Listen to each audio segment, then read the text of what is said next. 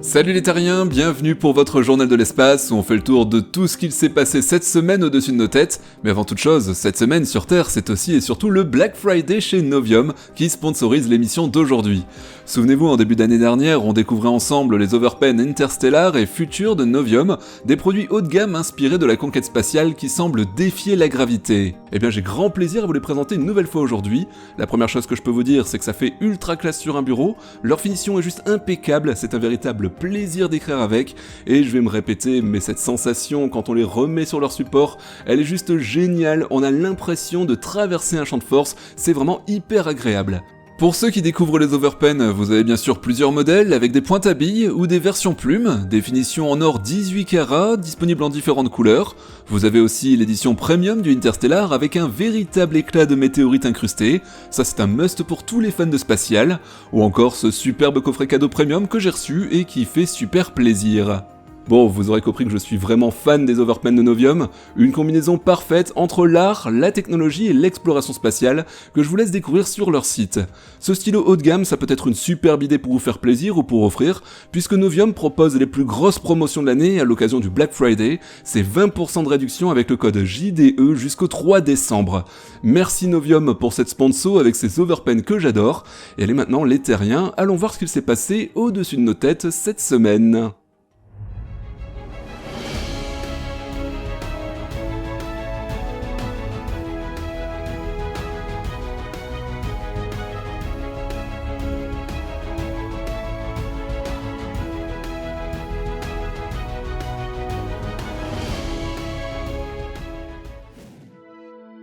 Si la nouvelle course à la Lune qui a lieu sous nos yeux vous passionne, voilà une news qui va vous plaire. La société américaine Lunar Outpost prévoit de déployer son tout nouveau véhicule tout-terrain lunaire grâce à la fusée géante de SpaceX, le Starship.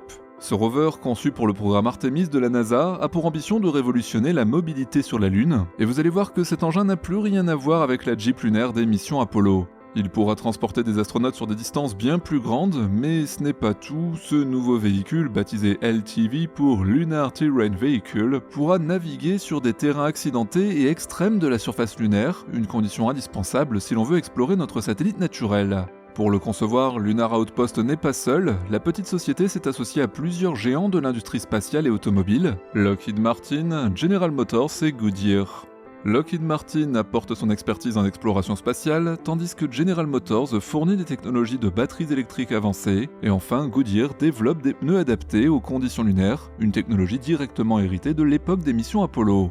Comme je vous le disais, nous sommes face à un moyen de transport lunaire d'un tout nouveau genre, puisqu'il pourra non seulement être piloté par des astronautes, mais aussi fonctionner de manière totalement autonome pour effectuer des missions de transport de matériel ou d'exploration scientifique. Cette flexibilité est cruciale pour augmenter l'efficacité des missions lunaires et préparer les futures installations humaines durables. Bien entendu, il sera capable de survivre aux nuits lunaires glaciales où les températures chutent jusqu'à moins 170 degrés Celsius grâce à des systèmes de chauffage avancés en cours de développement.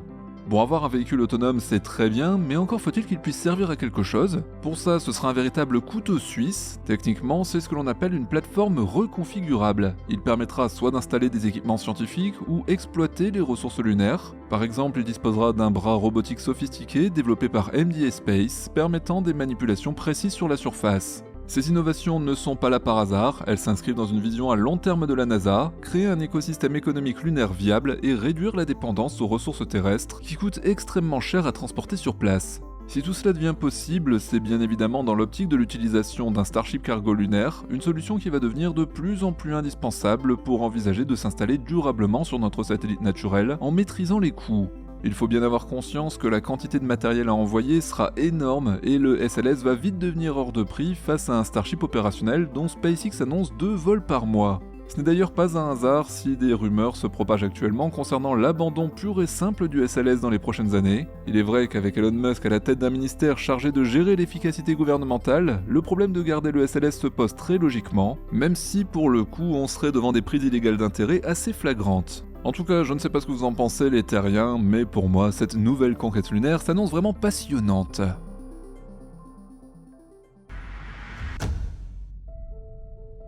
Comme on vient de le voir avec le futur rover de Lunar Outpost, l'exploration de la Lune représente un défi technique et stratégique immense. À cela s'ajoute la région choisie pour s'installer, il s'agit du pôle sud lunaire qui est au centre des ambitions spatiales actuelles. Ce secteur riche en glace d'eau est crucial pour établir une présence humaine durable et potentiellement servir de tremplin vers Mars, mais travailler dans cet environnement hostile est tout sauf facile. Les astronautes vont devoir affronter des températures extrêmes, l'exposition aux radiations et la complexité des opérations en terrain accidenté.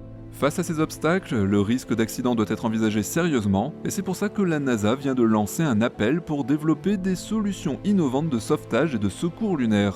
L'un des objectifs principaux est bien entendu d'assurer la sécurité des astronautes dans des situations d'urgence. Imaginez qu'un rover ou un habitat devienne inaccessible en raison d'une défaillance technique ou d'un incident imprévu, et bien dans un tel cas, il serait impératif de disposer de moyens rapides et fiables pour récupérer les membres de l'équipage. Cela pourrait être des véhicules de sauvetage automatisés, des systèmes de drones capables de transporter des charges lourdes, ou même des modules préinstallés pouvant servir de refuge temporaire. Ces technologies devront bien entendu être testées et validées bien avant tout déploiement pour garantir leur fiabilité en conditions réelles. La NASA ayant des ressources limitées, elle pourrait aussi réutiliser son rover Viper, conçu à l'origine pour cartographier les ressources du pôle sud lunaire, mais comme ce programme a été suspendu faute de budget, l'agence spatiale américaine explore des moyens de le mettre à disposition d'acteurs privés ou institutionnels. Ces partenariats pourraient permettre de tester de nouvelles technologies sur le terrain tout en collectant des données scientifiques précieuses pour des missions futures. En effet, beaucoup d'argent a été dépensé sur le programme Viper, on peut donc saluer cette volonté de réutilisation et encore une fois cette nouvelle stratégie qui va devenir de plus en plus vitale au fur et à mesure que les projets se complexifient. Au lieu de construire tous les équipements en interne, la NASA fait appel à des entreprises pour fournir des services spécifiques comme le transport de charges utiles. Cela permet de multiplier les missions et accélérer la cadence des avancées scientifiques et techniques tout en favorisant le développement d'une économie lunaire indépendante. Ce modèle, plus flexible et moins coûteux, contraste fortement avec celui de l'ère Apollo, où les projets étaient entièrement centralisés et financés par des budgets publics énormes. Au final, on peut affirmer sans trop prendre de risques que l'exploration lunaire actuelle n'est pas simplement une répétition des exploits de l'ère Apollo, mais une tentative de construire un modèle durable et collaboratif pour l'avenir. Certes, les défis techniques restent considérables, notamment pour assurer la sécurité des équipages. C'est d'ailleurs un sujet qui n'est pas vraiment mis en lumière, mais qui reste une condition non négociable pour la NASA. Un accident humain aurait des répercussions catastrophiques en termes d'image, bien que l'on puisse pas totalement l'exclure. La conquête spatiale reste dangereuse et il ne faut jamais l'oublier.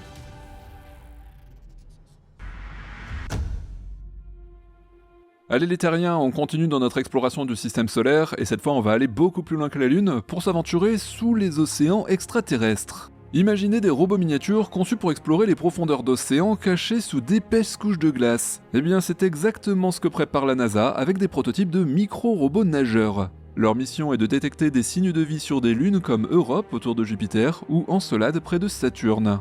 Si ces océans sont si intrigants pour les scientifiques, c'est pour une bonne raison. Sous leur surface gelée, de l'eau liquide abrite peut-être des formes de vie primitives. Mais atteindre ces environnements hostiles reste actuellement très compliqué, et ces petits robots pourraient bien être la solution. Souvent comparés à des sondes aquatiques miniaturisées, ils mesurent à peine quelques centimètres, ils sont conçus pour naviguer dans des conditions extrêmes, seraient déployés depuis une sonde mère pour descendre à travers la glace, se disperser dans l'océan souterrain et collecter des données essentielles sur la température, la salinité et la chimie de l'eau.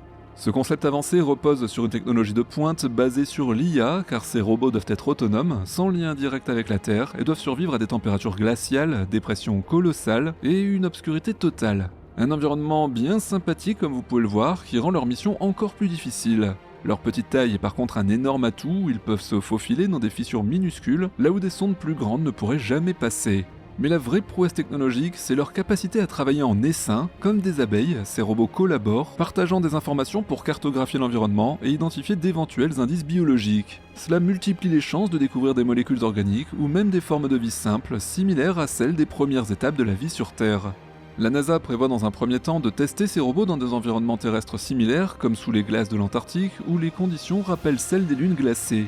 Ces tests permettront d'affiner la technologie avant un lancement potentiel vers les confins du système solaire, en espérant que des budgets soient alloués pour ces missions fascinantes. Et oui les terriens, il faut savoir que l'exploration des océans extraterrestres, c'est l'un des défis les plus prometteurs de l'exploration spatiale. Pour ça, l'utilisation de ces micro-robots et l'utilisation de l'intelligence artificielle pourraient révolutionner notre compréhension de la vie au-delà de la Terre. Alors à quand une mission de grande envergure vers Europe ou Encelade? Eh bien ça ne sera certainement pas avant 2030 puisque 2 sondes sont déjà en route. Vous les connaissez certainement, ce sont bien sûr Europa Clipper et JUICE.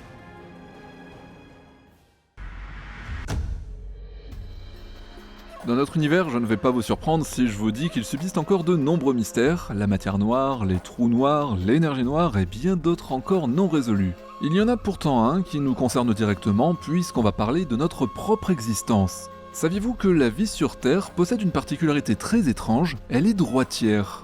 Bon, ce que je veux dire par là, ce n'est pas que les organismes en général se débrouillent mieux avec la main droite que la gauche quand ils en ont une, mais plutôt que les molécules qui composent la vie au sens large, comme les acides aminés, présentent une orientation bien spécifique, c'est ce que l'on appelle en biologie l'homochiralité.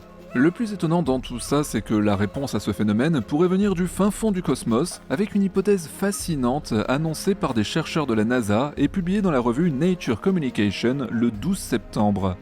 Les scientifiques se sont penchés sur un phénomène connu sous le nom de polarisation circulaire dans les nébuleuses. Pour faire simple, la polarisation circulaire se produit lorsque la lumière se tord dans une certaine direction. C'est bel et bien ce phénomène qui pourrait jouer un rôle clé dans l'apparition de la vie telle que nous la connaissons.